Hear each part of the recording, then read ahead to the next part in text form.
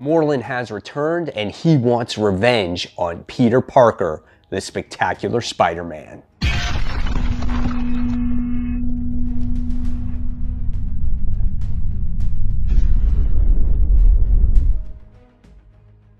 Hey comic book fans, welcome back to Comic Book Corner 2.0, and fans, you're back with me, Mike Spider Slayer, getting ready to do that all-important comic book review so you, the fans, can make a decision on what comic books to buy. And today, guys, I'm continuing my coverage of Spider-Geddon, and we're going to be talking about Peter Parker, the spectacular Spider-Man. This is issue 311. Now, I'm very curious to see if these tie-in events with Spider-Geddon are going to be better than the actual main event. This book is written by Sean Ryan, and the artwork is done by Juan Frigeri.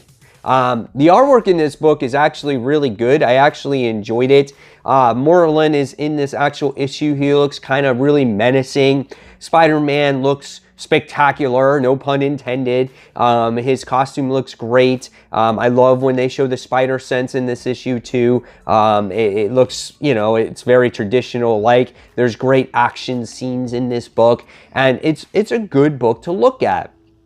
So what did I think about this story? Now, when I reviewed Spider-Geddon issue 1, my thing was, well, what are you going to do that's going to make this thing different? Or am I going to care about this event either through the tie-ins or not? Or are the tie-ins going to be kind of garbage? So let's see what happens in this issue, shall we?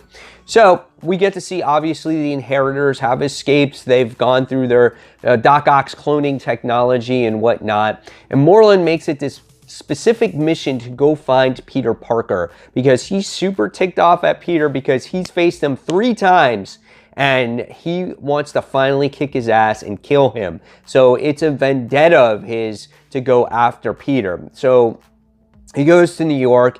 He scopes out Peter. Peter's very tired. He's, you know, stopped some bank robberies and stuff like that. And he was on his way home. And all of a sudden, we get to see the spider sense goes off. And he starts getting vehicles tossed at him. He gets taxis thrown at him. He gets mail trucks thrown at him. And the next thing you see is Morlun is there getting ready to do this battle against him. And we get to see this cool kick-ass battle. And Spider-Man kind of forgot how fast Morlun actually is and how strong he actually is, and he really gets the shit beat out of him in this particular issue. And so he tries to escape, and Morlun says, I'm not going to let you escape because every time you escape, you always scheme against me. So Peter's big plan is to try to he's got to get to the Web Warriors. And so in order to do that, he needed someone to get his watch, the watch that will teleport him to get to the Web Warriors. So who does he call? The one other person that actually knows his identity, and that is J. Jonah Jameson, which I thought was actually really cool. Where MJ was, I don't know. I don't know if he didn't want to put her in danger or whatever the case may be, but she wasn't in the issue.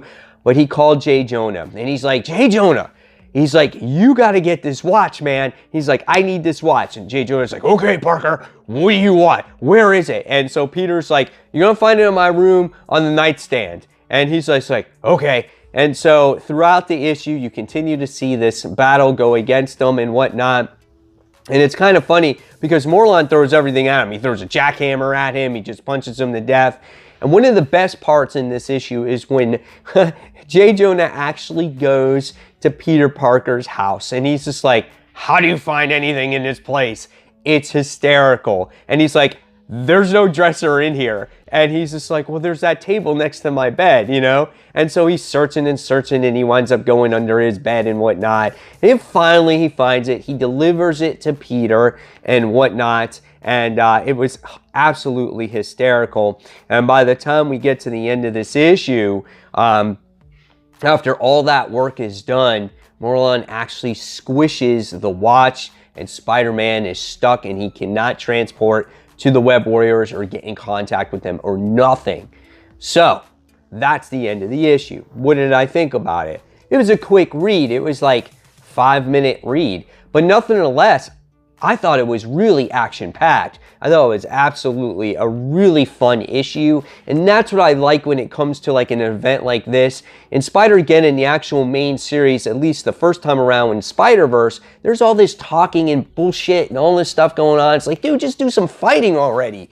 You know, in this one, we get right to some action. We get the main guy, Morlun. He sits there and does this great battle against Spider-Man, and now all of a sudden, the one solution that Spidey had, it's broken. So how is he going to get out of this predicament? So it leaves you with a really great cliffhanger. I had a lot of fun with this, and I liked how they kept some of the elements of what we've seen in Peter Parker Spectacular with J. Jonah being involved here. So this was a great book, and actually I like this better than Spider-Geddon issue 1. This is just a lot of fun for me. So at the end of the day, I'm going to give this book 4.25 out of 5 stars.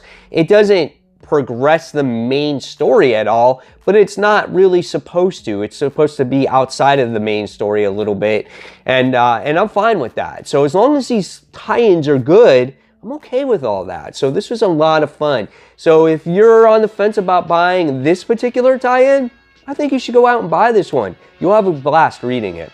So guys, if you like this video, give it a thumbs up, subscribe to the channel, and don't forget to hit that notification button so you don't miss a single video from me. And guys, thank you so much for watching, and this is Mike Spider Slayer signing off. Take care, guys. Bye.